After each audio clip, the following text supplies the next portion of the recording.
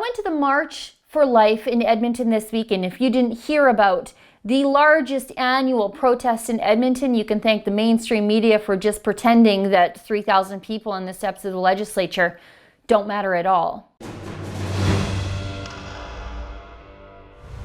It was the annual March for Life in Edmonton this week, and of course, it was all but ignored by the mainstream media, save for a few lines here or there. The demonstrations taking place every May in major cities all across the country are the largest pro-life gathering in the country that you have probably never heard about. In Edmonton, in the 5-degree cold and in the rain, the crowd still reached approximately 3,000 at their height. This is the first March for Life since the NDP government's introduction of Bill 9. Now, that law creates a so-called bubble zone around abortion clinics, pushing the 1 or 2 people who peacefully prey on public land outside of an already existing injunction zone even further away from the clinics.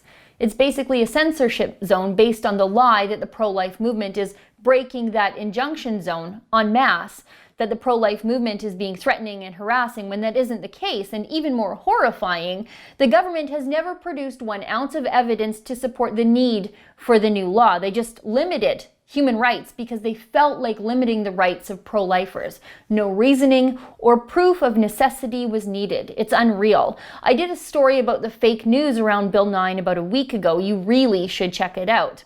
But now that new law has been amended even further to further expand the zone of censorship with no resistance from the opposition Conservative Party. They preferred to walk out of the legislature to avoid debate and to avoid being perceived as pro-life, as though that's some sort of crime these days. Rather than defend free speech as a constitutional right in Canada, the opposition, whose job it is to oppose the government, is letting the NDP just run roughshod over human rights because the Conservatives are scared of the media not liking them. Well, that's not true. Not all of them are like that.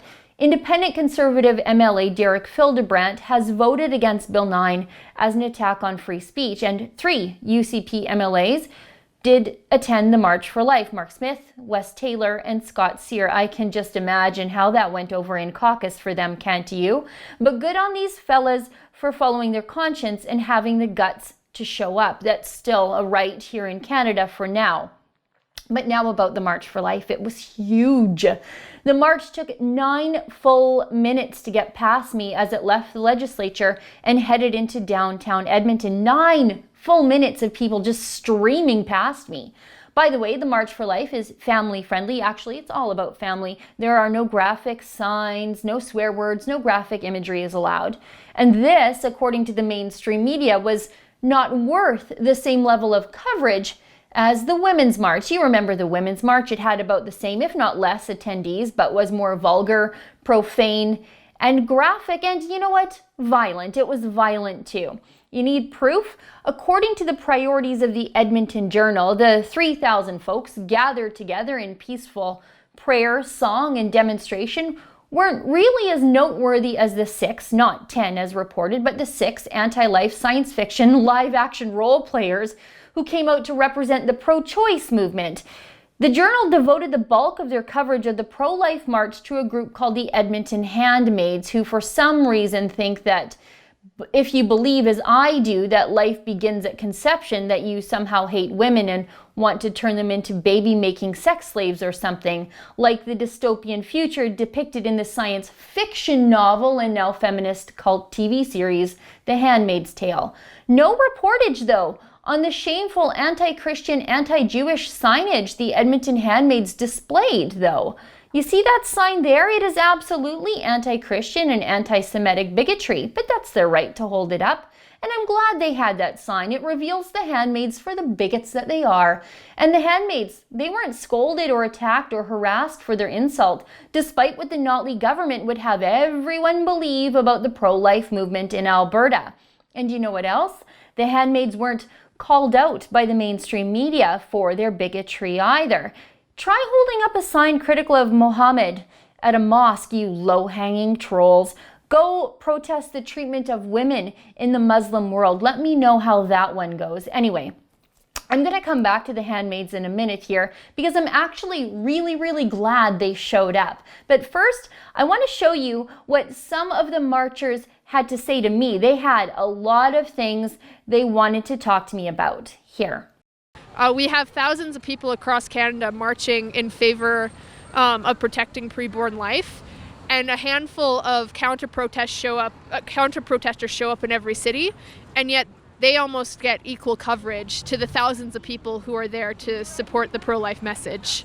I think any legislation that intentionally restricts the constitutional rights and freedoms of a certain group of Albertans is a big problem, particularly when that legislation is substantiated with zero evidence that there are current laws that protect harassment and no prosecutions under that law around the abortion clinics.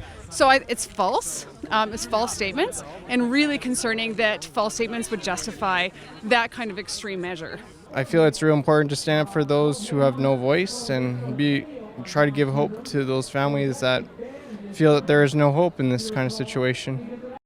Okay, so let's go back to the handmaids for a quick minute, and let's talk about Notley's overreaching and probably unconstitutional bubble zone legislation that limits the free speech rights of pro-lifers and just pro-lifers. I said I was glad that the handmaids came to protest the March for Life, and I am. Let me explain why. Let's take a look at this.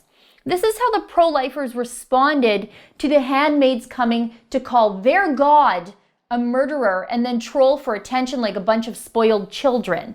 The pro-lifers prayed for them. Just watch this. Glory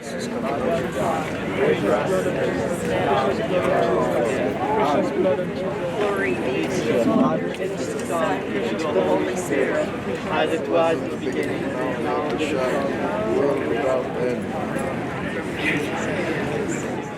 First off, if the pro-lifers are as violent and harassing as Notley's new totalitarian bubble zone legislation would suggest to us, how could those 6 handmade LARPers think they could show up alone amongst 3,000 of these supposed extremists? And secondly, what the peaceful and tolerant actions of this crowd of pro-lifers really shows us is who they are when they're faced with the pro-choice movement. Thirdly, the tolerance shown towards the costumed weirdos shows just how unnecessary and heavy-handed the NDP's abortion bubble zone legislation really is. The handmaids were not harassed, unless you call praying the rosary harassment. And now, if that's the case, I guess, lock me up. And the handmaids knew they wouldn't be harassed. No bubble zones necessary. And that's why they came. They knew they could protest and be safe. So, I'm happy the unoriginal handmaids showed up so the pro-life movement could prove Notley wrong about them, and so that I could tell the world how peaceful the pro-lifers really are. The Christian treatment of the handmaids shows how the pro-life movement in Alberta has been lied about and smeared by their own government as criminals, violent and harassing for political gamesmanship, all because the NDP needed distraction from their failure on pipelines and the economy. And about the mainstream media, I know they don't like the Rebel, I know they don't like me, and that's fine because I really don't care. But until they start reporting the news and all of the news, us here at the Rebel, well, we're going to be around for a very long time. For the Rebel.Media, I'm Sheila Gunn Reid.